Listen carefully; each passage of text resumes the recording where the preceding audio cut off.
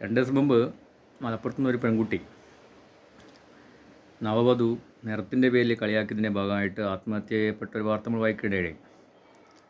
പത്രവാർത്തയെന്ന് മനസ്സിലാക്കിയിട്ടുള്ളത് ആ കുട്ടി മരിക്കാനുള്ള ഇടയായ കാരണം ഭർത്താവും ഭർത്താവിൻ്റെ വീട്ടുകാരും നിറത്തിൻ്റെ പേരിൽ കളിയാക്കി എന്നതാണ്. അപ്പോൾ ഇതിൻ്റെ ഭാഗമായിട്ട് 2 കാര്യം പറയാനുള്ളത്. ഒന്നാമത്തത്, ആൺകുട്ടികൾ നിങ്ങൾ കല്യാണം കഴിക്കുന്നുണ്ടെങ്കിൽ നിങ്ങൾ ജീവിക്കേണ്ടതും അത് തുടർന്ന് കൊണ്ടുപോകേണ്ടത് നിങ്ങൾ 2 പേർ മാത്രമാണ്. അതിനിടയ്ക്ക് നിങ്ങളെ മാതാപിതാക്കൾക്കോ ബന്ധുക്കൾക്കോ യാതൊരു സ്ഥാനവുമില്ല. അവർ പറയുന്നത് അവരുടെ അഭിപ്രായം മാത്രമായി പരിഗണിച്ച് തള്ളിക്കളയുകയാണ് വേണ്ടത്. കാരണം നിങ്ങൾ 2 പേരുടെ ഇടയിലുള്ള അഭിപ്രായങ്ങൾക്കാണ് കൂടുതൽ പ്രാധാന്യം കൊടുക്കേണ്ടത്.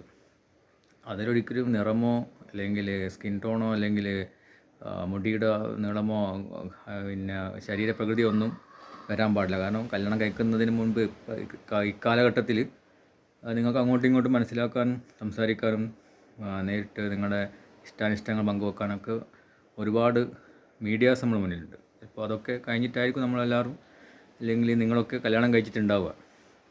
ഇനി വരുന്ന തലമുറ അങ്ങനെ തന്നെയായിരിക്കും. അപ്പോൾ നിങ്ങളുടെ ഇഷ്ടങ്ങളൊക്കെ ആയിരിക്കണം പ്രാധാന്യം. അതുപോലെ പെൺകുട്ടിയുടെ മാതാപിതാക്കളോട് പറയാനുള്ളത്, ഇത്ര ചെറുപ്പത്തിൽ ഈ ഒരു ഏജിൽ തന്നെ ഒരിക്കലും കല്യാണം കഴിപ്പിച്ച് കൊടുക്കാൻ പാടില്ല. കാരണം ഒരു ഡിഗ്രി പോലും കംപ്ലീറ്റ് ആക്കാൻ പറ്റാത്ത ഒരു കുട്ടിയാണ് ഇപ്പോൾ മരണപ്പെട്ടിട്ടുള്ളത്.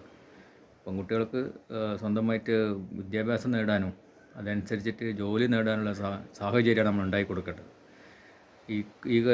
ഇത്തരം ചെറിയ കുട്ടികൾക്ക് ഒരിക്കലും നമുക്ക് പുറംലോകമായിട്ട് വലിയ ബന്ധമോ ഒന്നും ഉണ്ടാകാൻ സാധ്യത വളരെ കുറവാണ്. അപ്പോൾ അതുതന്നെ ഇങ്ങനത്തെ പ്രഷറുകൾ ഒരിക്കലും ഇത്ര ചെറുപ്പത്തിലെ കുട്ടിക്ക് താങ്ങാൻ കഴിയില്ല. അതിൻ്റെ ഭാഗമായിട്ടായിരിക്കും ചിലപ്പോൾ ആത്മഹത്യ ചെയ്തിട്ടുണ്ടാവുക. അപ്പോൾ അതിനൊരു പരിധിവരെ കാരണക്കാർ മാതാപിതാക്കൾ കൂടിയാണ്. കുട്ടികൾക്ക് പഠിക്കാനോ അതുപോലെ അതിനനുസരിച്ച് ജോലി വാങ്ങാനുള്ള ആണ് താല്പര്യമെങ്കിൽ അതിനനുസരിച്ച് നമ്മൾ നിൽക്കുകയാണ് വേണ്ടത്.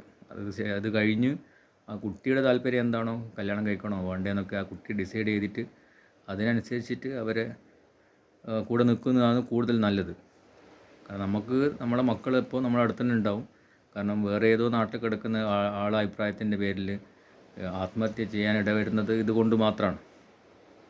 അപ്പോൾ പെൺകുട്ടികളോട് എത്ര പ്രശ്നങ്ങൾ വന്നു കഴിഞ്ഞാലും നിങ്ങളെ ലൈഫ് അല്ലെങ്കിൽ നിങ്ങൾ ചെറുപ്പം മുതൽ കൊണ്ടുവന്ന സ്വപ്നങ്ങളൊക്കെ വേറൊരാൾക്ക് വേണ്ടിയിട്ട് നശിപ്പിക്കാനോ അല്ലെങ്കിൽ അയാൾ എന്തെങ്കിലും പറഞ്ഞതിൻ്റെ പേരിൽ സ്വന്തം ജീവിതം ആത്മഹത്യയിലേക്ക് കൊണ്ടുപോയി ആവാണല്ല വേണ്ടത്. നിങ്ങൾ പറ്റുന്നില്ലെങ്കിൽ അവിടുന്ന് ഒഴിവാകുക, മാറി നിൽക്കുക, നിങ്ങളെ സ്വന്തം വീട്ടിലേക്ക് വരിക. അതൊരു തുടക്കത്തിലെ മോട്ടിവേഷൻ കൊടുക്കേണ്ടത് മാതാപിതാക്കളാണ്.